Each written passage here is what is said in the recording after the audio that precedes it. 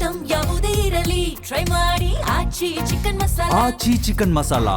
ಈ ನಡುವೆ ಟ್ರಂಪ್ ಕಿಡಿಕಾರಿದ ಬೆನ್ನಲ್ಲೇ ನ್ಯಾಟೋ ಥಂಡ ಹೊಡೆದಿದೆ ಅಂತ ಅಂದ್ಬಿಟ್ಟು ಆ ಹಾರ್ಮುಜ್ ವಿಚಾರದಲ್ಲಿ ಮಾತನಾಡಿದ್ರಲ್ಲ, ಅದು ಕೊಲ್ಲಿ ಯುದ್ಧದಲ್ಲಿ ಅಮೆರಿಕಾಗೆ ಬೆಂಬಲಿಸೋದಾಗಿ ನ್ಯಾಟೋ ಹೇಳ್ಕೊಂಡಿದೆಯಂತೆ. ನ್ಯಾಟೋ ಪೇಪರ್ ಹುಲಿ ಅಂತ ಕೆಂಡ ಕಾರಿದ್ರು ಟ್ರಂಪ್. ಬನ್ನಿ ಎಲ್ಲ ಹೋಗ್ಬಿಟ್ಟು ಹಾರ್ಮುಜನ್ನು ನಮ್ಮ ಸುಪರ್ದಿಕ್ ತಗೊಳ್ಳೋಣ ಅಂದಾಗ ನ್ಯಾಟೋ ಒಪ್ಪಿರಲಿಲ್ಲ. ಈಗ ನ್ಯಾಟೋ ಪ್ರಧಾನ ಕಾರ್ಯದರ್ಶಿ ಬೆಂಬಲ ಕೊಟ್ಟಿದ್ದಾರೆ. ನಾವು ಯಾವಾಗಲೂ ಜೊತೆಗೂಡಿ ಹೋಗೋಣ ಅಂತ ನ್ಯಾಟೋ ಹೇಳಿದೆಯಂತೆ. ಅಮೆರಿಕನ ಎದುರಾಕೋಬಾರ್ದು ಅಂತ. ಹಾರ್ಮುಜ್ ಜಲಸಂಧಿಗೆ ಎಂಟ್ರಿ ಕೊಡುತ್ತವ ಹಾಗಾದರೆ ನ್ಯಾಟೋ ಪಡೆಗಳು, ಅಂದರೆ ಯುರೋಪಿಯನ್ ಒಕ್ಕೂಟದ ಸೈನ್ಯ ಅಮೆರಿಕಾಗೆ ಸಪೋರ್ಟ್ ಮಾಡ್ತಾರಾ ಅಂತಕ್ಕಂಥ ಪ್ರಶ್ನೆ. ಒಂದೊಂದೇ ಇವಾಗ ನೋಡಿ, ಬ್ರಿಟನ್ ಅವರು ಕೂಡ ಆರಂಭದಲ್ಲಿ ಆಗಲ್ಲ ಅಂದಿದ್ದವರು ಆಮೇಲೆ ಅಮೆರಿಕಕ್ಕೆ ಸಪೋರ್ಟ್ ಮಾಡಿದ್ರು. ಈಗ ನ್ಯಾಟೋದಿಂದ ಹೊರಗೆ ಬಂದಿದೆ ಬ್ರಿಟನ್ ಆ್ಯಕ್ಚುಲಿ. ಸೊ ಈಗ ನ್ಯಾಟೋದವರು ಕೂಡ ಅದೇ ರೀತಿಯಲ್ಲಿ ಬೆಂಬಲವನ್ನು ಅಮೆರಿಕ ಕೊಟ್ಟಿದ್ದಾರೆ. ಈ ಬಗ್ಗೆ ಮತ್ತಷ್ಟು ಮಾಹಿತಿ ನನ್ನ ಕೊಲೀಗ್ ರಾಘು ಅವರಿಂದ ಪಡ್ಕೊಂಡ. ರಾಘು, ಈಗ ನ್ಯಾಟೋ ಪಡೆ ಕೂಡ ಅಮೆರಿಕಾಗೆ ಬೆಂಬಲ ಕೊಟ್ಟಿರೋದ್ರಿಂದ ನೇರವಾಗಿ ಯುದ್ಧಕ್ಕೆ ಇಳಿಯುವ ಸಾಧ್ಯತೆ ನ್ಯಾಟೋದವ್ರದ್ದು ಎಷ್ಟರ ಮಟ್ಟಿಗಿದೆ? ಆ ಥರ ಏನಾದರೂ ಆಯಿತು ಅಂತಂದರೆ ಇದು ಇರಾನ್ಗೆ ದೊಡ್ಡ ಸೆಟ್ ಬ್ಯಾಕ್ ಅಂತ ಅನಿಸುತ್ತೆ.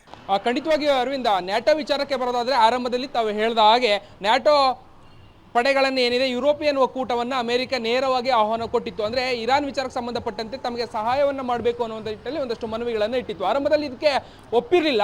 ನ್ಯಾಟೋ ಯಾವುದೇ ಕಾರಣಕ್ಕೂ ಕೂಡ ನಾವು ಇದರ ಭಾಗವಾಗೋದಿಲ್ಲ ಅನ್ನುವಂಥ ನೇರವಾದಂಥ ಸಂದೇಶವನ್ನು ಕಳಿಸಿತ್ತು. ಬಟ್ ಆದರೆ ದಿನ ಕಳೆದಂತೆ ಇದು ಯುದ್ಧದ ಸ್ವರೂಪ ಬೇರೆ ರೀತಿಯಾದಂತಹ ತಿರುವನ್ನು ಪಡೆದುಕೊಳ್ತಾ ಇದೆ ಅನ್ನುವಂಥದ್ದು ಬಹಳ ಸ್ಪಷ್ಟವಾಗಿ ಗೊತ್ತಾಗ್ತಾ ಇದೆ.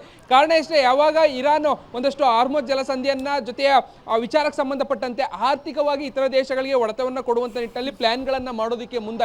ಇದಾಗ್ತಾ ಇದ್ದಾಗೇನೆ ಇದೇ ವಿಚಾರವನ್ನ ಅಮೆರಿಕ ಕೂಡ ಈಗ ಟ್ರಂಪ್ ಕಾರ್ಡ್ ಆಗಿ ಬಳಸ್ಕೊಳ್ಳುವಂತ ಕಾರಣಕ್ಕೆ ಮುಂದಾಗಿರುವಂಥದ್ದು. ಇದೇ ವಿಚಾರಗಳನ್ನ ಪ್ರಪಂಚದ ಮುಂದೆ ಇಡೋದ್ರ ಮುಖಾಂತರವಾಗಿ ಪ್ರಪಂಚದ ಆರ್ಥಿಕತೆಗಳ ಮೇಲೆ ಬಹಳ ದೊಡ್ಡದಾದಂತಹ ಹೊಡೆತ ಬೀಳುತ್ತೆ ಅನ್ನುವಂಥ ವಿಚಾರಗಳನ್ನ ಇತರ ದೇಶಗಳಿಗೂ ಕೂಡ ತಿಳಿಸಿಕೊಡೋದ್ರ ಮುಖಾಂತರವಾಗಿ ನೀವು ನಮ್ಮ ಸಹಾಯಕ್ಕೆ ಬಂದ್ರೆ ನಾವು ಇರಾನಿನ ಕಂಟ್ರೋಲ್ನಲ್ಲಿರುವಂತಹ ಹಾರ್ಮುಜ್ ಜಲಸಂಧಿ ಏನಿದೆ ಇವುಗಳನ್ನ ಕಂಟ್ರೋಲ್ಗೆ ತೆಗೆದುಕೊಳ್ಳೋದ್ರ ಮುಖಾಂತರವಾಗಿ ಎಲ್ಲವನ್ನ ಕೂಡ ಸರಿಪಡಿಸೋದಕ್ಕೆ ಸಾಧ್ಯ ಆಗುತ್ತೆ ಅನ್ನುವಂಥ ವಿಚಾರಗಳನ್ನ ಇತರ ದೇಶಗಳಿಗೆ ಇಡ್ತಾ ಇದೆ. ಸೊ ಈ ಕಾರಣಕ್ಕಾಗಿಯೂ ಕೂಡ ಇತರ ದೇಶಗಳನ್ನ ಆಹ್ವಾನ ಮಾಡಿ ಅವರನ್ನು ಮನವೊಲಿಸುವಂತ ಕೆಲಸಗಳನ್ನ ಮಾಡ್ತಾ ಇದ್ದಾರೆ ಅಂತ ಹೇಳಲಾಗ್ತದೆ.